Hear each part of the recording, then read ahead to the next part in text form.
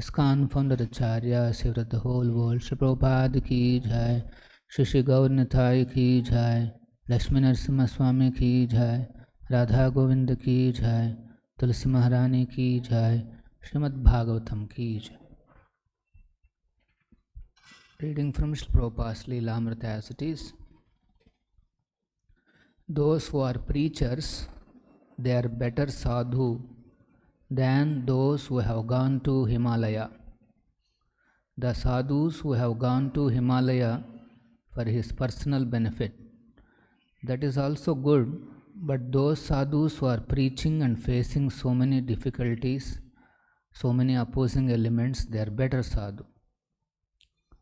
They are fighting for Krishna's sake. Prabhupada ki jai.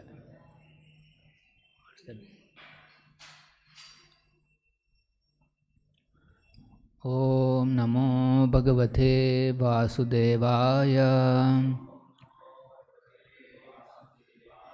Om Namo Bhagavate Vasudevaya. Om Namo Bhagavate Vasudevaya. Narayanam Namaskrutyam Naran Chaiva Narottamam Devim Saraswatim Vyasam Tato Jaya Mudhiraye Nastapraye Shabadreshu Nityam Bhagavata Sevaya Bhagavati Uttama Shloke Bhakti Bhavati Naistiki. Reading from Srimad Bhagavatam, Canto 3, Chapter 24 and Text 44.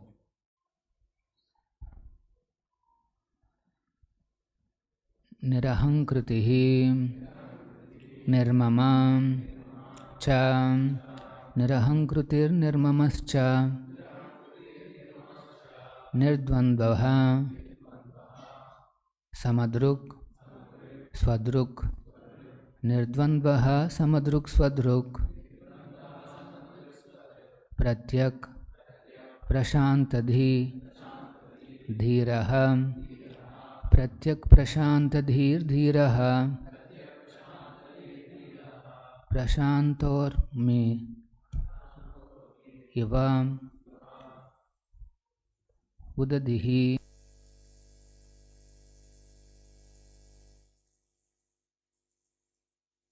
Hankrutir Nirmamascha Nirdvandaha.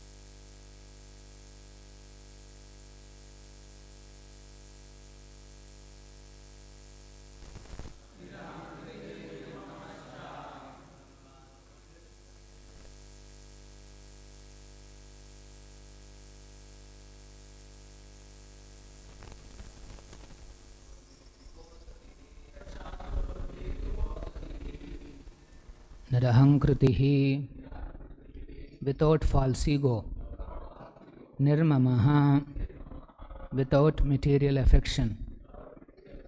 Cha, and nirdvandaha, without duality. Samadruk, seeing equality.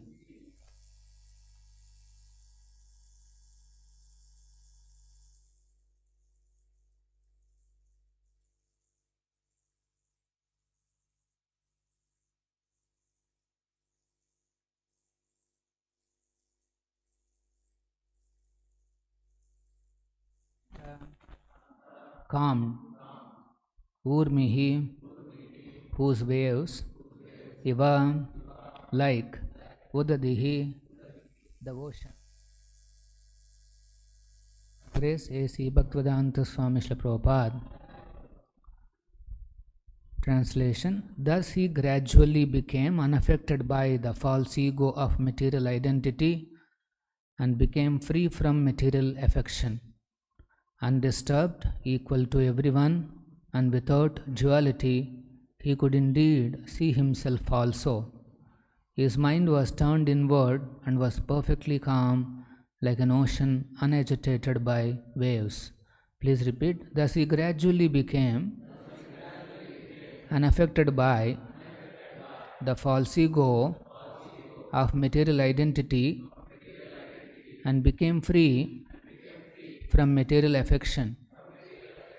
Undisturbed, equal to everyone, and without duality, he could indeed see himself also. His mind was turned inward and was perfectly calm, like an ocean unagitated by waves. Purport by Srila Prabhupada.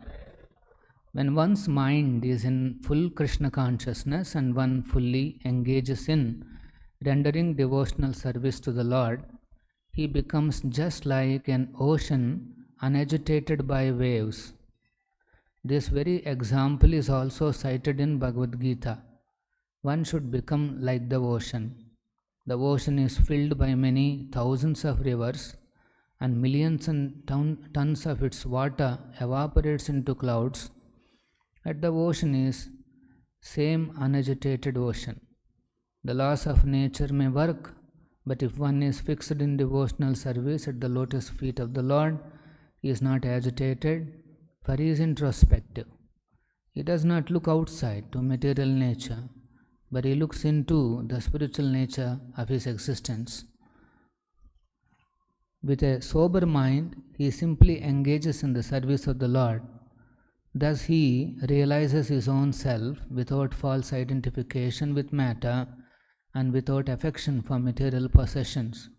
Such a great devotee is never in trouble with others because he sees everyone from the platform of spiritual understanding. He sees himself and others in the right perspective. Dasanstha Bhaktivedanta Purporto Majnanatimirandhasya Jananjana Shalakaya Chakshurunmilitam Ena Tasmai Shri Gurave Namaha Nama Om Vishnu Padaya Krishna Preshtaya Bhutale Srimate Bhakti Vedanta Swamin Nitinamine Namaste Saraswate Deve Gauravani Pracharine Nirvishesha Shunyavadi Pashyatya Deshatarine Jai Shri Krishna Chaitanya Prabhu Nityananda Shri Advaita Gadadara Shri Vasadi Gaura Bhakta Vrinda Krishna Krishna Hare Hare Rama Hare Rama Rama Rama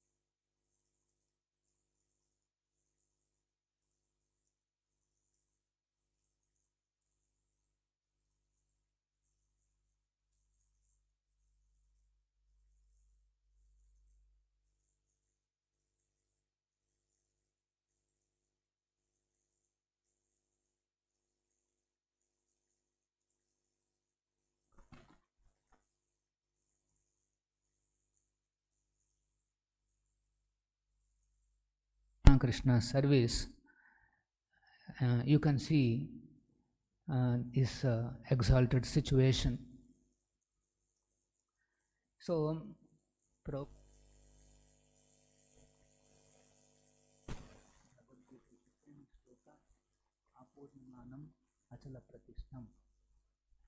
so in Bhagavad-gītā, 2nd chapter, we see a person who is not disturbed by incessant flow of desires that enter like rivers into the ocean, which is ever being filled but is always still, can alone achieve peace, and not the man who strives to satisfy such desires. So this material body continuously produces material desires, and those material desires are entering into our consciousness, our chittam, like rivers are flowing into ocean continuously. All the rivers ultimately they flow into the ocean. Ganges, Yamuna, Godavari, Krishna, anything you take, they all again comes back to the ocean. So our like this continuously the material desires, they enter into our system and they are flowing into our consciousness, and because we are identifying ourselves with a false ego, we become agitated. For example, if some lusty desires flow into our mind, our consciousness, because we are thinking I am a male, I am an enjoyer, as soon as those desires of opposite sex enter into our mind, immediately we become agitated. Somebody may be thinking I am a girl, I am a woman, and then as soon as the visuals or the desires connected to opposite sex enter, and then there is an agitation in the mind. So this false ego makes us react to such desires which are coming into the consciousness. Ordinarily, one likes all such desires. A conditioned person, he accepts those desires, he likes. And sometimes some people, they hate some things which are entering into the mind. Some people, they dislike. Like that, everything that is coming into the screen which we are watching, this chittam, consciousness, is like a screen. Contaminated it is currently, so contaminated consciousness is like a screen. And then the soul is watching the screen, but if he is watching like an enjoyer, he automatically like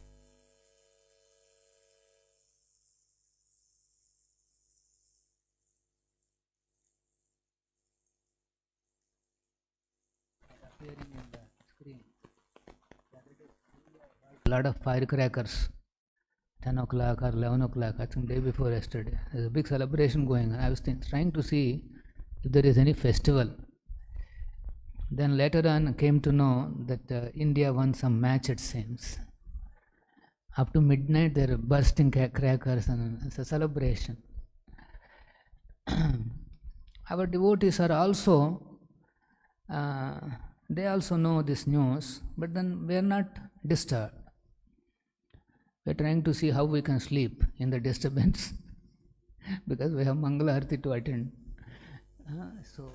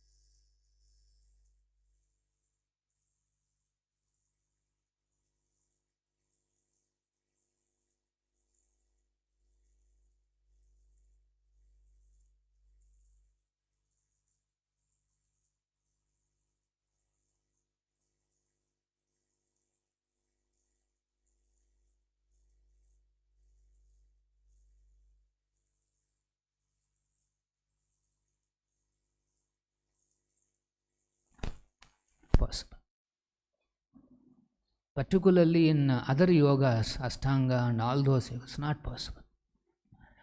In Bhakti Yoga, the advantage is that even if one is bodily conscious, that body is engaged in Krishna's service. So gradually becomes purified. The body becomes purified, mind becomes purified, and slowly he will be able to appreciate these higher levels of Krishna consciousness. So, but if one is sticking on to the bodily concept, I am so...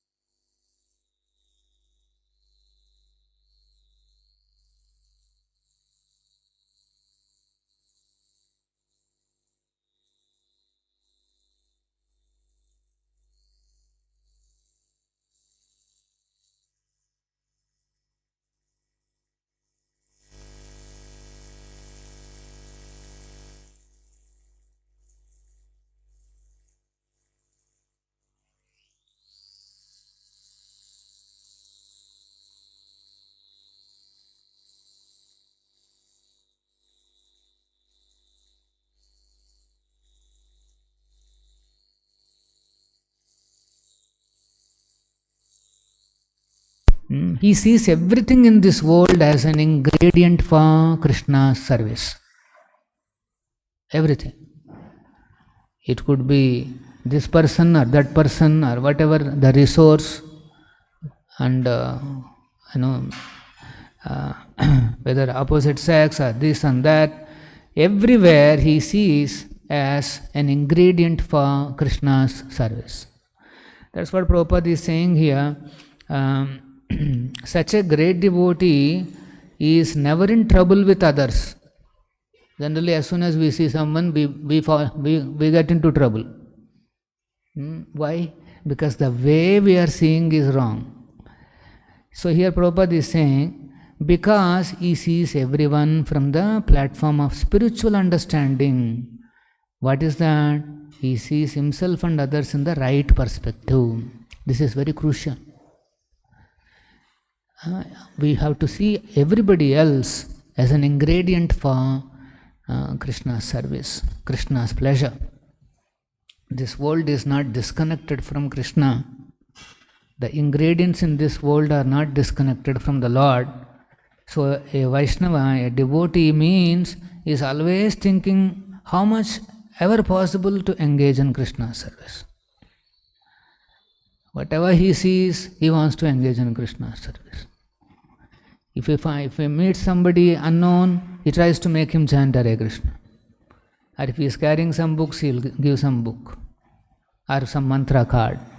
Always, if somebody is in that kind of a mood of servitude, then he is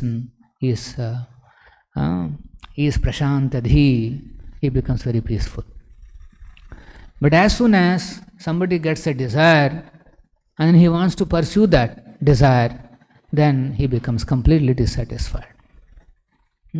How these desires are coming into us, our system? Of course, according to our prarabdha, the previous vasanas, the time keeps bringing some of these thoughts, some of these desires into our system. But if the devotee is introspective, absorbed in Krishna, those thoughts just passes by. He will not be agitated by those kind of desires. They'll pass by. And the more he is losing his material inclinations, more he will allow those desires to just pass by. He has no inclination to enjoy any of those suggestions, any of those desires. He can happily let them go. That's what the shloka is saying. Apuryamana machala pradishtam. Like rivers are entering, but the ocean is not agitated. Some things are coming, some things are going. Our reaction, that is the problem. Anywhere you show any affection, finish, you will be beaten up. If you show some affection to one object, one person, one incident, one whatever, that's it. The Maya captures you. Any affection, either positive affection or negative affection. You may dislike, no. That kind of a thing is also not required. A devotee neither hates nor desires. Nirdvanda is, in all circumstances, he tries to be a servant of Krishna. See, such a beautiful consciousness. If we can learn this art and science of Krishna consciousness, that means how can I be a servant of Krishna in each and every circumstance and render some service to Krishna in that circumstance? That is the perfection of life. But if somebody pursues his mind's suggestion and tries to fulfill his desire, he will never be satisfied and happy. And that very affection for that particular desire will come back as a big kick on his face. This is the problem with this, accepting Maya. So, when a devotee comes in contact with the Prabhupada and his mission, he understands that my goal of life is nothing connected to this world. Any desire connected to this world is ultimately a source of kick on the face. It could be any desire, apparently very glorified desire in this world, to become very big, to become popular, to become famous, to become a hero. There could be all such desires, and they'll all come back to you as a big kick on the face and completely dissatisfied. So that's why a devotee doesn't give much importance to these material desires. Moment he identifies with the material, his false ego is active. Ahankrutihi, ahankara, his false ego is active. So that's why it's not easy. Gradually, as the devotee goes on practicing Krishna consciousness, then he becomes fixed in devotional service to Krishna. Otherwise, he will be flirting with Maya. He will be disturbed with Maya's, these tricks. And particularly nowadays, things have become easy and at the same time difficult with the latest technologies and trends that are coming up into our lives. Just for getting the same food, same accommodation, now you need artificial intelligence. Previously all those things are not there. People are eating and sleeping. To get the same thing, you have to again use one more layer called artificial intelligence. Everybody has to be artificial intelligent now, and then they have to go through all that and to get the same thing again, same food, same accommodation.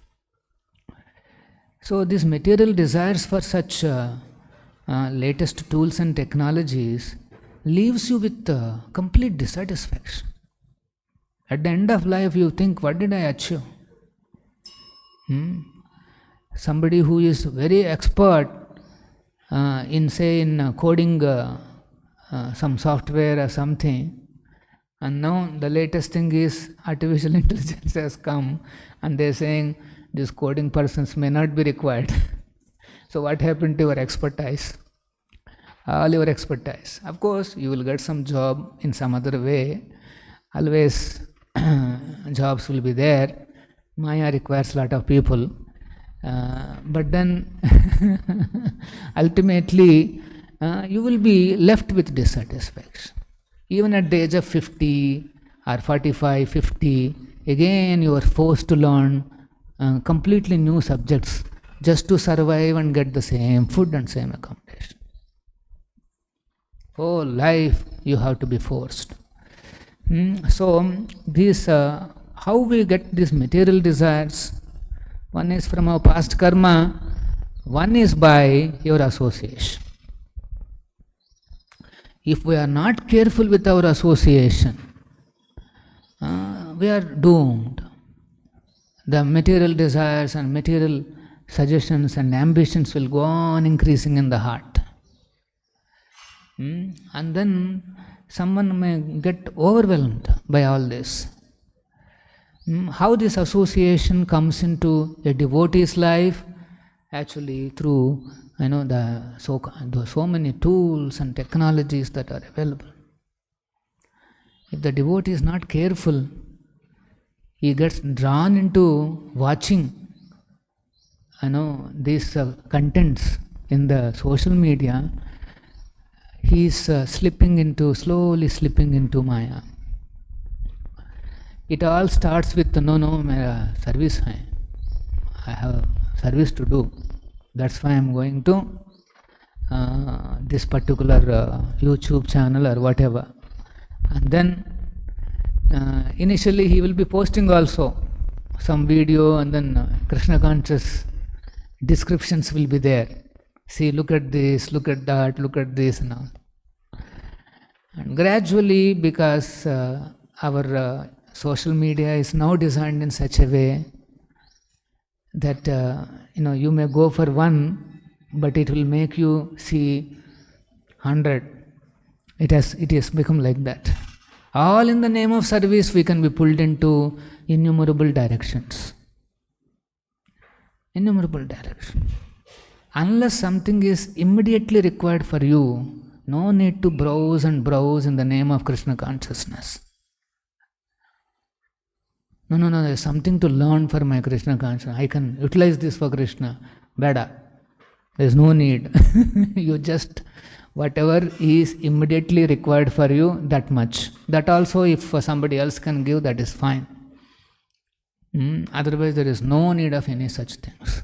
No, Prabhu, in the future it will be very useful. When we become very big, we need this, we need that. First you become very big, then we see whether it is useful or by then, who knows, artificial intelligence itself is now, they are saying it is fading away.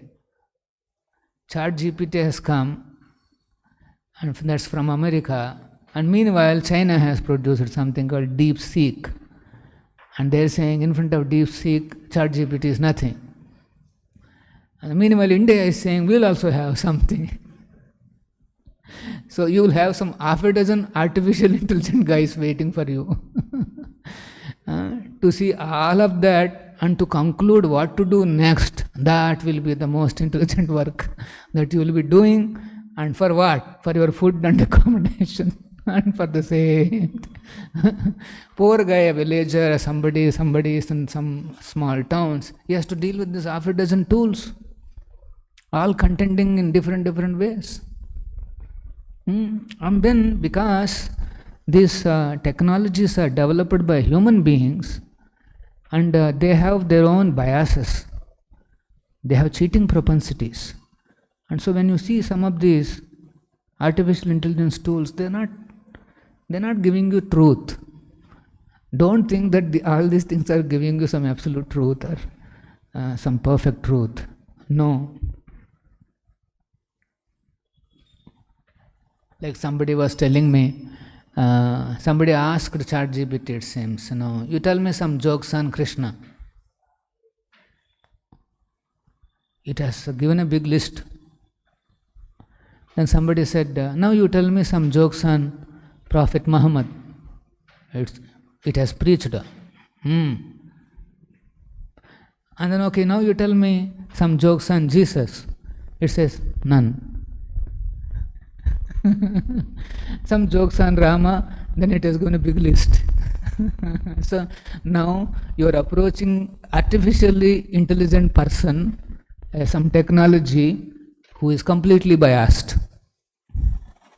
So now what will you do? If you think it is telling all the truth, and recently our devotee, somebody has asked ChatGPT, I think, he has posted in one of the groups, Gaura Purnima is our New Year, can you get me some quotes on that? Half a dozen quotes have come, and it is showing so-and-so letter, this and then the devotee verified all this. Is that letter is there? Is that conversation? Nothing. It is not there. But it has given half a dozen quotes with references also. But the references are all wrong. Now what will you do? Now imagine what is your work. Just to understand whether Gaura Purnima is New Year or not. Now you have half a dozen quotes. Each quote you have to verify along with its references, and then that's a whole lot of work. In the end, what is your conclusion? Again, you have to go and ask somebody, Prabhu, what do you say, Prabhu? Is it? That's why Sadhu Sangha is very important. Artificial Sangha is not recommended. Sadhu Sangha, somebody who is sincerely practicing, he will try to stick on with whatever he has heard from his spiritual master, and we are safe. Or we have to do a thorough research and then only accept. Don't simply go by whatever these technologies and tools are saying. They may be completely wrong.